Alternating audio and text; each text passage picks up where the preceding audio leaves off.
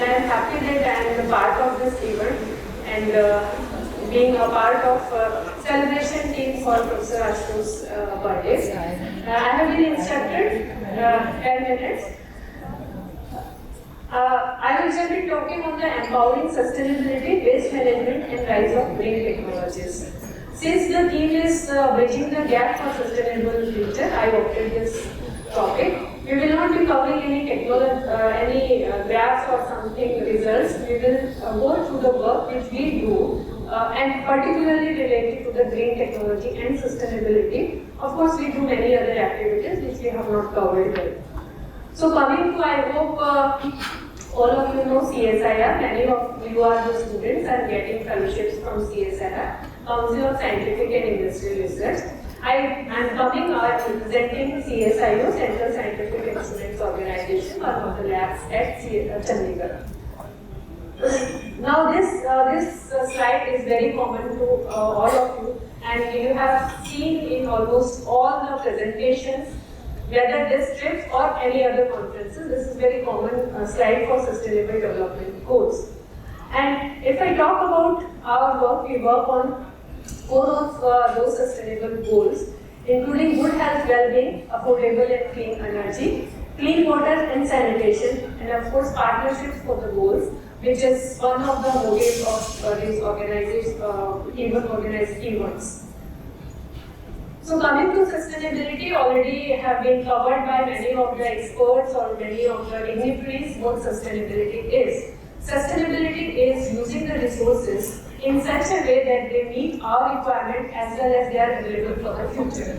So if you Google down sustainability, it will come the development that meets the need of present without compromising the ability of future generation. But again, it comes into 3 forms: balancing economic growth, social progress and environmental protection. Of course, being a researcher or academician, so I will not be covering balancing economic growth and social progress. We will be targeting towards environmental protections. So in terms of environmental protection, we are assigned with the spoken or unspoken duty that we have to have a sustainable environment which is preserved. So coming to the sustainability, as I talk, environmental, social and economic sustainability. These are some of the points where we dedicate our research: carbon footprint, e-waste, energy consumption, biodiversity loss, pollution. These are challenges. And in there we have opportunities in terms of resource management, green technology, circular economy and energy efficiencies. But again, due to our man-made or natural disasters, we are having challenges in meeting the environmental sustainability goals. Maybe due to climate emergency, waste of natural resources, loss of biodiversity and uncontrolled marine pollutions. So what we can have to survive this, to opt for the green technologies, which involves environmentally friendly technology, conserve natural resources, radical thinking to change, like how we can change ourselves, innovative technology, use of science and technology to develop eco-friendly products. And if we talk about the strong pillars of the green technology, then we can have in the form of 4: energy efficiency, renewable energy, waste management, and then sustainable design and innovations. So we work almost in all the 4 pillars, directly or indirectly. We work towards green synthesis, where most of us are working on nanomaterials through our own material scientists. So we work on nanomaterials, and we are now trying to have the technologies or the processes which involve green synthesis. Then we are targeting the synthesis of green applications, and we associate many of our activities with the green outreach also. So green technologies, I shall be covering different examples. Like first one is the water. Water we know where everywhere we have this crisis of having sufficient water for potable use, and India is also one of the countries which will be facing crisis in terms of availability of potable water or usable water.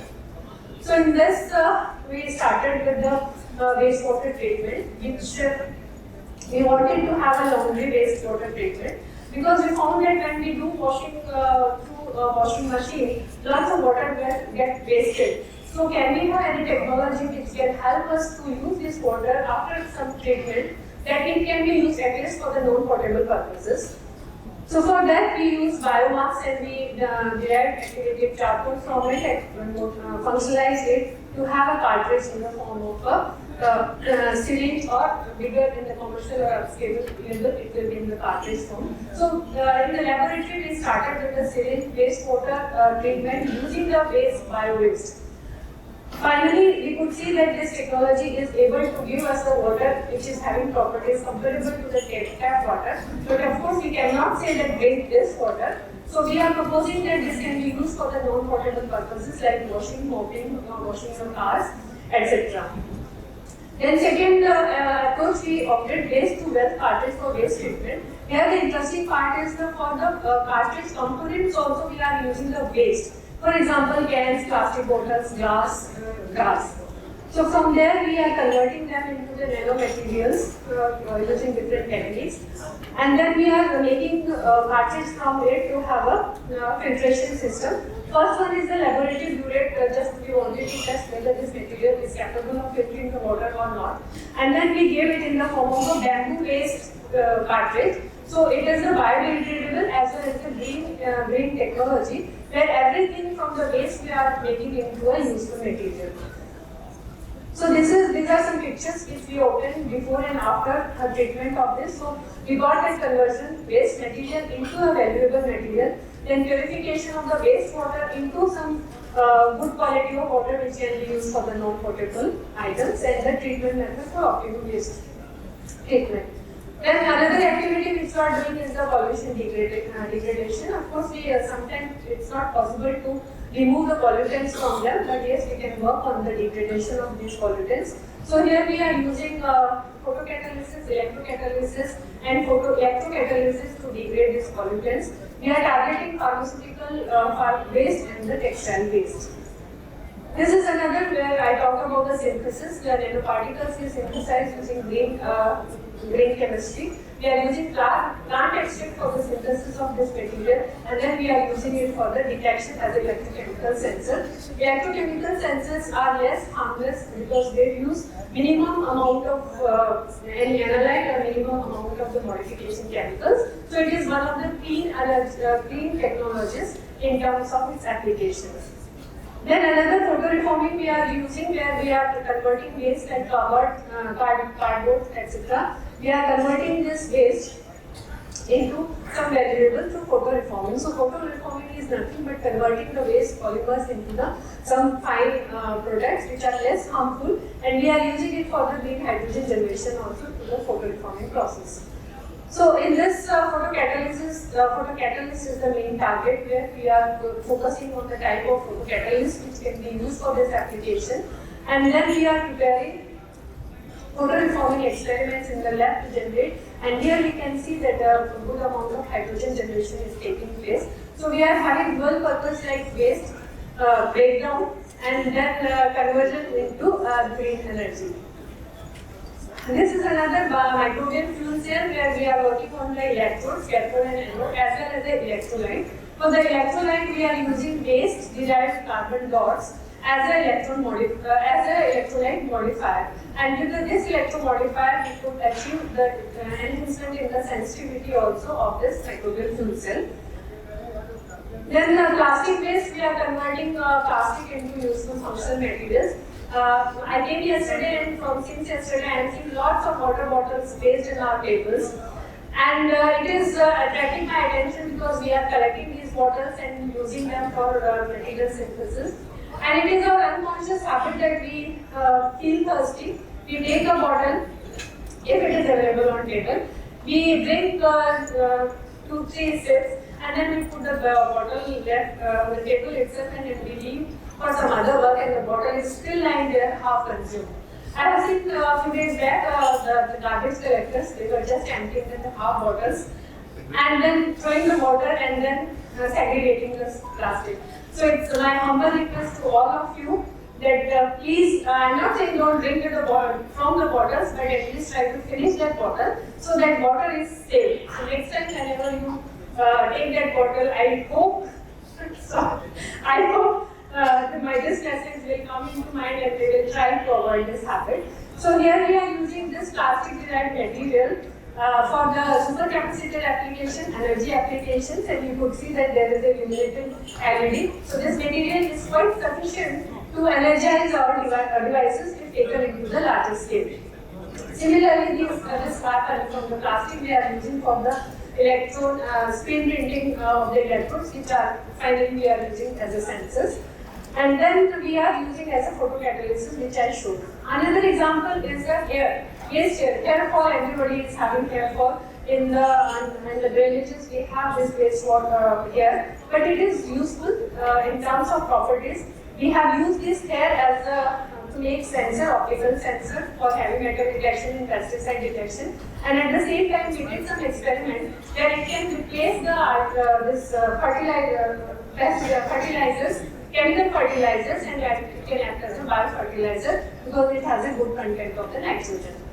Then this is the fueling sustainability where we are using low-cost materials, just iron oxide-like materials, which is low-cost material. And these materials we are using to generate the green electricity through water splitting without applying the hard potential. So these are some devices which we have illuminated using this hydroelectric cell.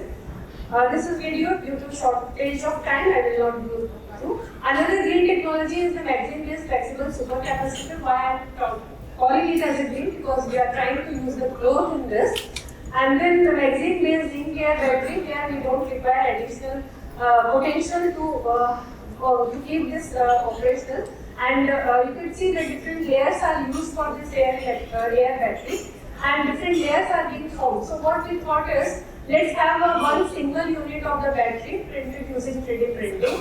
And now we are testing this complex to simple device and just finishing. This is another example which is pesticide detection kit. Important is we have synthesized the nano probe sensing probes from the plant extract only, and this is commercially transferred. And these are just again from the carbon and the graphene only. We have used this electrodes, printed electrodes in-house, and then used it for this development of low-cost point of care devices.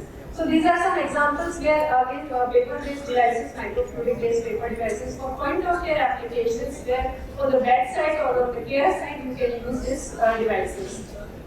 This is again green synthesized nanoparticles we have used for the paper-based devices for the osteoporosis detection. Then along with this, we are doing scientific social responsibility also. I am representing women in 3D printing as advisor to ACS International Student Coordinator and Transport Need Mission Steering Committee SMAB. So through these we are organizing great events, in the sense we don't use any plastics and badges, everything online, like scanning QR codes. ACSIR I am representing, it is only for the students who want to pursue integrated PhD and Tech. They are welcome to join ACSIR. We give advertisement twice in a year. So all of you are invited, to those who want to pursue PhD. And that's my team, which makes me stand in such type of platforms where we share our work. Thank you.